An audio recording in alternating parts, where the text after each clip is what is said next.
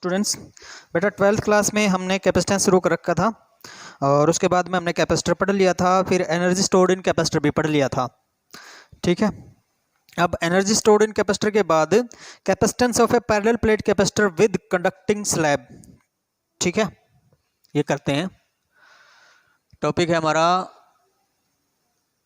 Capacitance of a parallel plate capacitor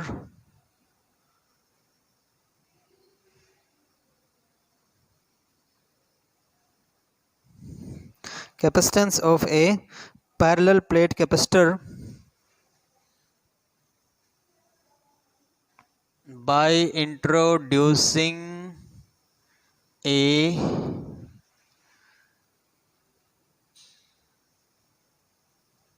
conducting slab in it। ठीक है, तो parallel plate capacitor की capacitance क्या होगी जब हम इसके अंदर एक कंडक्टिंग स्लैब रख रहे हैं। पहले इसके अंदर एयर मीडियम था ना, अब एयर मीडियम के बजाय इसमें हमने क्या कर दिया, एक कंडक्टिंग स्लैब रख दी। तो मान लिया हमारे पास ये कैपेसिटर है भाई, पहले पैरेलल प्लेट कैपेसिटर और प्लेट्स के बीच की दूरी क्या है, डी है। मान लिया इस प्लेट पे इस तरफ पॉजिटिव चार्ज है और इस तरफ इस प्लेट पे क्या है, नेगेटिव चार्ज है भाई। एक प्लेट पे हमने पॉजिटिव चार्ज मान लिया और एक प्लेट पे हमने क्या मान लिया, नेगेटिव चार्ज मान लिया। अब इसके अंदर हमने क्या किया, एक कंडक्टिंग स्लैब इंट्रोड्यूस करवा दी। पहले एयर थी ना, तो अब हमने इसके अंदर एक कंडक्टिंग स्लैब इंट्रोड्यूस करवा दी और उस स्लैब की थिकनेस क्या ले ली, टी ले ली भाई। ठीक है, अब स्लैब के अपोजिट साइड में देखो, पॉजिटिव के साथ में क्या इंड्यूस हो जाएगा, नेगेटिव चार्ज इंड्यूस हो जाएगा और इस तरफ नेगेटिव वाली तरफ पॉजिटिव इंड्यूस हो जाएगा भाई। ठीक है, अब बाहर मान लो इलेक्ट्रिक फील्ड पॉजिटिव से नेगेटिव, जो बाहर वाली इलेक्ट्रिक फील्ड है वो मान लो क्या है, ई है, ई नोट। तो अंदर इलेक्ट्रिक फील्ड क्या हो जाएगी, जीरो। ये हम पहले कर चुके हैं कि भाई कंडक्टर के अंदर अगर हमने कंडक्टर को यूनिफॉर्म इलेक्ट्रिक फील्ड में रख दिया तो उसके अंदर इलेक्ट्रिक फील्ड क्या होगी, जीरो होगी। तो अंदर इलेक्ट्रिक फील्ड जो ई है उसकी वैल्यू क्या हो जाएगी, जीरो हो जाएगी भाई। ठीक है, इस पे चार्ज क्यू मान लिया, एरिया ए मान लिया, इस पे चार्ज प्लस क्यू था, इस पे माइनस क्यू मान लिया। ठीक है, चलो consider a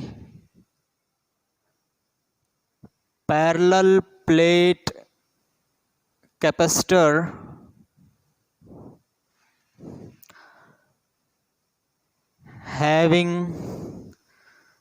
having charge plus q and minus q on the plates। हमने एक पैरेलल प्लेट कैपेसिटर मान लिया जिसके ऊपर चार्ज क्या है, प्लस क्यू और माइनस क्यू है प्लेट्स के ऊपर। ठीक है ना, ठीक है। Let d is the distance between the plates and A area of the plates. मान लिया भाई डी क्या है, डिस्टेंस बिटवीन द प्लेट्स है और ए क्या है, एरिया ऑफ द प्लेट्स है। ठीक है, now the capacitance of the capacitor before introducing the conducting slab is. अब भाई जो कैपेसिटेंस है किसकी, पैरेलल प्लेट कैपेसिटर की, कब, before introducing the conducting slab. Conducting slab introduce करवाने से पहले सी नोट मान लिया, वो क्या हो जाएगा, हमने निकाला था epsilon naught A by D हो जाएगा भाई। जहाँ पे एप्सिलॉन नॉट क्या है इलेक्ट्रिक परमिटिविटी, सी नॉट क्या है कैपेसिटेंस, ए एरिया, डी क्या है, डी है भाई डिस्टेंस बिटवीन द प्लेट्स। ठीक है, चलो let a conducting slab of thickness T is introduced between the slab।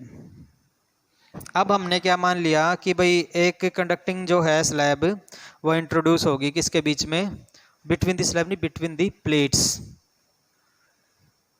Plates के बीच में हमने इंट्रोड्यूस कर दी भाई। ठीक है, तो अगर देखें तो अंदर तो इलेक्ट्रिक फील्ड जीरो है, तो इलेक्ट्रिक फील्ड केवल इस बार वाले पोर्शन में बच गई, और वो कितनी बच गई, वो बार वाला पोर्शन कितना बच गया, d minus T.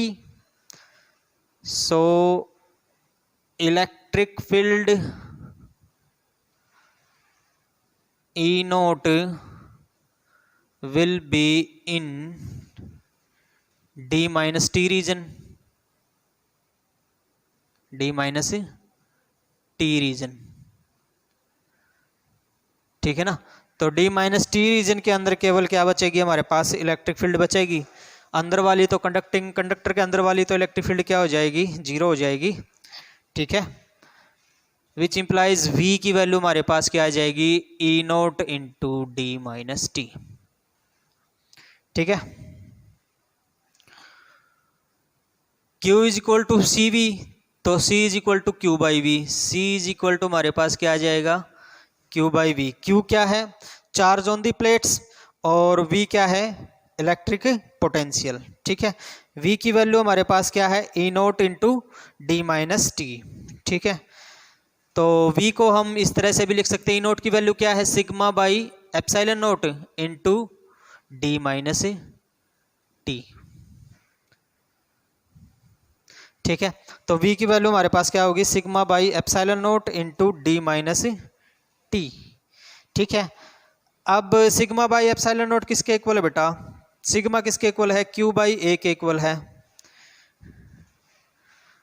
As sigma is equal to Q by A, so V is equal to हमारे पास क्या हो जाएगा, Q by A epsilon naught d minus T.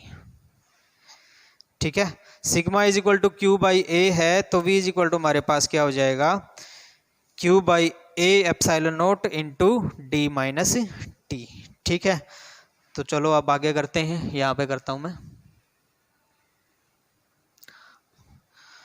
देखो भाई सी नोट की वैल्यू हमारे पास क्या है, epsilon naught A by d, ये तो हमारे पास सी नोट की वैल्यू है। ठीक है, अब C की वैल्यू हमारे पास क्या आएगी, Q बाई वी, C की वैल्यू आएगी Q बाई वी, और V की अभी निकाली, V की वैल्यू है क्या, Q by A epsilon note into d minus t.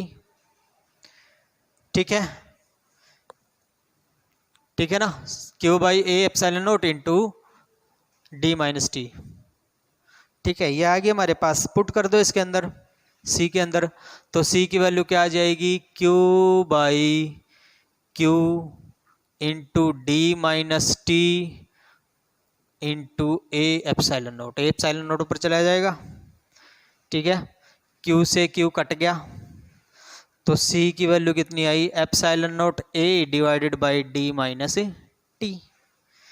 ठीक है, अगर हम C और C नोट को कंपेयर करें, C नोट की वैल्यू क्या थी, epsilon naught A by d, clearly C is greater than C naught, तो C क्या है, C नोट से ज़्यादा है, तो clearly C is greater than C note. ठीक है, चलो अगर हम इसमें से अगर वैल्यू उन दोनों के रेशियो निकालें, तो C बाई C नोट हमारे पास क्या हो जाएगा, C बाई C नोट की वैल्यू निकालो भाई, epsilon naught A divided by d minus T, ये तो C की वैल्यू होगी, D ऊपर चला जाएगा divided by epsilon naught A। ठीक है ना, डी ऊपर चला गया divided by epsilon not a. तो यहाँ से हमारे पास क्या आ गया, एप्सिलॉन नॉट ए से तो एप्सिलॉन नॉट ए कट गया, तो सी बाई सी नॉट की वैल्यू क्या आ गई भाई, D by d minus t. ठीक है, ठीक है भाई। तो इसको हम अगर नीचे लेके जाना चाहें, इसको इधर ले जाएं, तो हमारे पास क्या आ जाएगा, c is equal to C naught divided by 1 minus t by d आ जाएगा भाई। ठीक है, c is equal to C naught 1 minus t by d. ये दोनों का रिलेशन आ गया, किसका, कैपेसिटेंस का भी और जो इंट्रोड्यूस करने वाली के बाद वाली कैपेसिटेंस का और एयर वाली कैपेसिटेंस का। ठीक है, तो यहां से हमें क्या पता चला कि भाई जब भी हम किसी कैपेसिटर के अंदर एक कंडक्टिंग स्लैब को इंट्रोड्यूस करवाते हैं तो स्लैब की जो कैपेसिटी है, जो मतलब जो पूरी ओवरऑल जो कैपेसिटी है वो क्या कर जाती है, इंक्रीज कर जाती है। Hence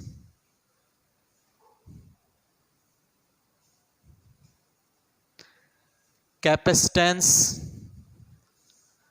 of the capacitor increases when a conducting slab introduced in it। ठीक है ना बेटा, तो जो कैपेसिटेंस है वो क्या कर जाएगी, इंक्रीज कर जाएगी। कब, जब एक कंडक्टिंग स्लैब इसके अंदर इंट्रोड्यूस करवाई जाए तब। ठीक है, दोबारा देख लो इसको। हमने क्या किया, एक पैरेलल प्लेट कैपेसिटर ले लिया, उसके प्लेट के बीच की दूरी कितनी ली, डी ले ली, चार्ज उन पे कितना लिया, प्लस क्यू माइनस क्यू मान लिया उन पे, प्लेट पे चार्ज। ठीक है, अब कैपेसिटेंस इसकी क्या होगी, हम पहले निकाल चुके हैं, C naught is equal to epsilon naught A by d. A क्या है, एरिया ऑफ द प्लेट है। ठीक है, ये हम पहले कर चुके हैं। तो अब हमने इसमें क्या किया, एक कंडक्टिंग स्लैब घुसा दी जिसकी थिकनेस कितनी है, टी है। ठीक है, अब इस कंडक्टिंग स्लैब के अंदर इलेक्ट्रिक फील्ड हम पहले कर चुके हैं कि कंडक्टर के अंदर इलेक्ट्रिक फील्ड क्या होगी, जीरो होगी। तो जीरो हो जाती है क्योंकि सारा चार्ज बाहर है, अंदर है ही नहीं, तो अंदर इसकी इलेक्ट्रिक फील्ड क्या हो जाएगी, जीरो हो जाएगी। ठीक है, और अब अंदर इलेक्ट्रिक फील्ड जीरो, तो थिकनेस बाहर इलेक्ट्रिक फील्ड बच गई, तो इलेक्ट्रिक फील्ड कितने एरिया में बच गई, डी माइनस टी के अंदर बच गई। तो डी माइनस टी एरिया के अंदर इलेक्ट्रिक फील्ड बच गई और वो कितनी, ई नोट बच गई। तो पोटेंशियल किसके कारण बच गया, केवल बाहर वाली के कारण, तो पोटेंशियल कितना हो गया, E naught into d minus t. अब ई नोट की वैल्यू कितनी होगी, सिग्मा बाई एप्सिलॉन नोट, दोनों प्लेट के बीच का है, इधर जीरो इलेक्ट्रिक फील्ड, इधर जीरो, केवल बीच में बचेगी इलेक्ट्रिक फील्ड, ये भी हम पहले कर चुके हैं। इधर जीरो होगी, इधर जीरो होगी, केवल बीच में इलेक्ट्रिक फील्ड बचेगी। तो इलेक्ट्रिक फील्ड केवल बीच में बची, उसकी वैल्यू कितनी होगी, सिग्मा बाई एप्सिलॉन नोट। ठीक है, sigma by epsilon naught, sigma की वैल्यू क्या होती है, charge upon area, Q by ए।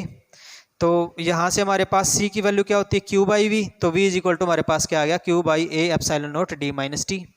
ठीक है, अब सी नोट की वैल्यू कितनी है, epsilon naught A by D, और सी की वैल्यू कितनी, क्यू बाई वी। वी की वैल्यू हमने निकाल ली, तो क्यू बाई वी पुट किया तो हमारे पास कितना आ गया, सी की वैल्यू, सी की value epsilon naught A divided by d minus T, और सी नोट की क्या थी, epsilon naught A by D. यहाँ से हमें पता चल रहा है सी क्या है, ग्रेटर देन सी नोट है। अब दोनों का रिलेशन निकाल लें, तो सी और सी नोट का रिलेशन हमारे पास क्या आ गया, C is equal to C naught by 1 minus t minus d. तो यहाँ से हमें क्या पता चल रहा है कि भाई जब भी हम कैपेसिटर के अंदर कोई कंडक्टिंग स्लैब इंट्रोड्यूस करवाएंगे तो उसकी कैपेसिटेंस क्या कर जाएगी, इंक्रीज कर जाएगी। ठीक है, चलो अब नेक्स्ट है बेटा, इसके अंदर डाइलेक्ट्रिक स्लैब इंट्रोड्यूस करवाएंगे। कंडक्टिंग स्लैब की बजाय कौन सी स्लैब इंट्रोड्यूस करवा देंगे, अब डाइलेक्ट्रिक स्लैब इंट्रोड्यूस करवा देंगे। सेम थिकनेस की सेम चीजें हैं। ठीक है,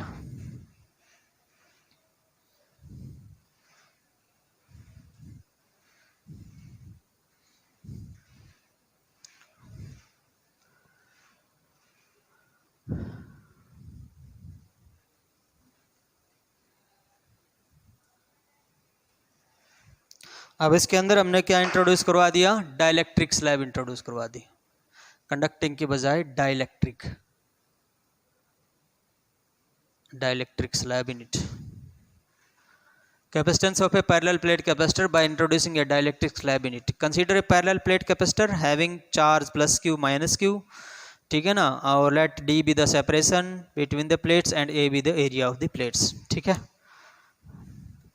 अब let A dielectric slab of dielectric constant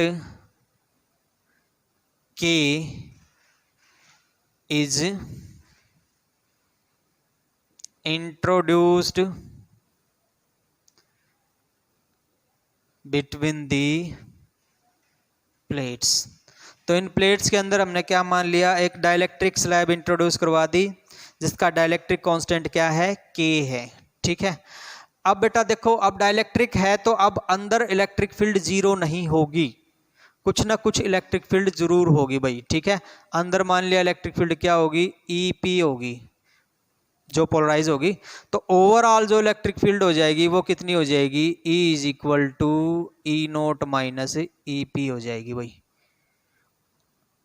पहले तो कंडक्टिंग में तो जीरो हो रही थी, लेकिन डाइलेक्ट्रिक में, ये डाइलेक्ट्रिक है कंडक्टिंग नहीं है, तो इसमें क्या हो जाएगी, जीरो नहीं होगी। ठीक है, तो वो ओवरऑल जो बचेगी वो क्या है, E0 माइनस EP बच जाएगी। ठीक है भाई, चलो अब जब तक हमने ये इंट्रोड्यूस नहीं करवाई थी तो इसकी कैपेसिटेंस क्या थी,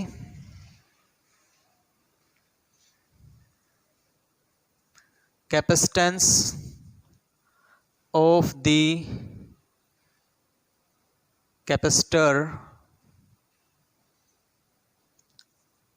बिफोर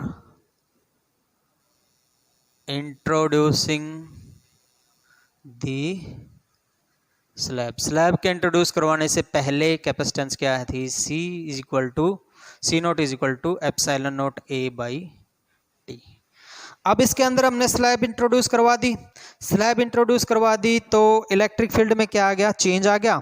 अब जो पोटेंशियल होगी नई इलेक्ट्रिक फील्ड के कारण क्या होगी, नाउ इलेक्ट्रिक पोटेंशियल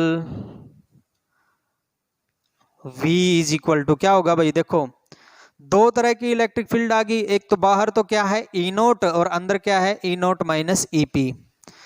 तो बाहर वाली डिस्टेंस कितनी है, D माइनस T है, तो एक तो E0 इसके कारण हो गया इंटू D माइनस T के कारण पोटेंशियल, और दूसरा अंदर वाली कितनी है E0 माइनस EP और इसकी थिकनेस कितनी है T। ठीक है ना, तो ये अंदर वाली के कारण और बाहर वाली के कारण ये, तो इंटू T। ठीक है, तो यहाँ से हमारे पास ये क्या आ जाएंगी, दो इलेक्ट्रिक फील्ड आ जाएंगी, दो इलेक्ट्रिक फील्ड के कारण हमारे पास क्या आ गया, दो क्या आ जाएंगे, डाइलेक्ट्रिक आ जाएंगे। ठीक है, मतलब दो इलेक्ट्रिक पोटेंशियल आ जाएंगे और दोनों का सम हमारे पास क्या हो जाएगा, टोटल इलेक्ट्रिक पोटेंशियल हो जाएगा भाई। ठीक है, इसको हम मान लेते हैं E, मान ही रखा है। ठीक है, पुट कर दें तो हमारे पास V की वैल्यू क्या आ जाएगी, E0 into D minus T plus E into T। ठीक है, ये आ गई भाई हमारे पास E इंटू T। अब E की वैल्यू निकालनी है भाई। अब ये बताओ, जो हमारे पास कैपेसिटेंस आई थी, डाइलेक्ट्रिक कांस्टेंट जो आया था वो हमारे पास क्या था, रेशो थी किसकी, medium electric permittivity in medium divided by electric permittivity in vacuum. ठीक है, तो इसका मतलब electric permittivity in medium divided by electric permittivity in vacuum, तो K की वैल्यू इलेक्ट्रिक फील्ड की टर्म में क्या हो जाएगी, E0 बाई E हो जाएगी। ठीक है, इलेक्ट्रिक फील्ड की टर्म में K की वैल्यू हमारे पास क्या हो जाएगी, E0 बाई E। यहाँ से E की वैल्यू आ गई, which implies E is equal to हमारे पास क्या आ गया भाई, ये इधर चला जाएगा और ये नीचे आ जाएगा, E0 बाई K आ गया भाई। तो E की वैल्यू हमारे पास E0 बाई K आ गई, यहाँ से इसके अंदर पुट करो तो यहाँ से हमारे पास V इज इक्वल टू कितना आ जाएगा, E0 into D minus T plus E0 by K into T। ठीक है, as dielectric constant K is equal to epsilon by epsilon naught, मतलब E0 बाई E, तो E की वैल्यू हमारे पास ये आ गई। अब यहाँ से हमारे पास क्या आ गया भाई, E0 D minus E0 T plus E0 T by K। ठीक है, अब अगर सब में से E0 कॉमन ले लिया तो हमारे पास क्या आ गया, D minus T plus T by K। ठीक है, तो यहाँ से हम कह सकते हैं ई नोट डी माइनस कॉमन ले लिया, माइनस टी कॉमन ले लेते हैं, तो अंदर क्या रहेगा 1 माइनस 1/k बच जाएगा भाई। ठीक है, माइनस टी कॉमन ले लिया तो ये तो माइनस का ये प्लस हो जाएगा 1, और ये प्लस का था तो माइनस हो जाएगा 1/k। ठीक है, तो ये आ गई हमारे पास v की वैल्यू। v की वैल्यू आ गई तो c की वैल्यू निकल जाएगी। Now c is equal to हमारे पास क्या था एप्सिलॉन नोट a/d, और q की टर्म में c is equal to q/v। c is equal to q/v। v की वैल्यू पुट कर दो यहाँ पे, तो which implies c is equal to q/v की वैल्यू कितनी है epsilon naught E naught into d minus t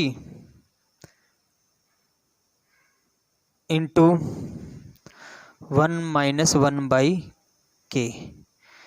ठीक है, 1 माइनस 1/k। अब जो ई नोट है बेटा, ई नोट को अगर हम देखें तो ई नोट क्या होता है, इसमें सिग्मा बाई एप्सिलॉन नोट, और मतलब ई नोट की वैल्यू क्या आ गई q/a एप्सिलॉन नोट। पुट कर दो इसके अंदर, तो c की वैल्यू क्या आ गई q/a एप्सिलॉन नोट। ठीक है, into d minus t 1 minus 1/k।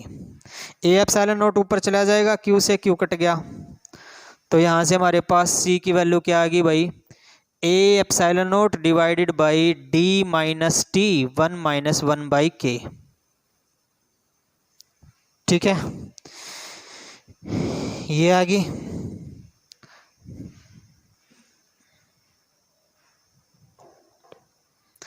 तो c की वैल्यू आ गई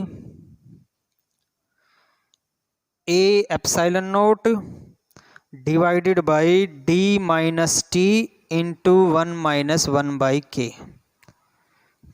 ठीक है, d minus t into 1 minus 1/k, ये आ गई भाई।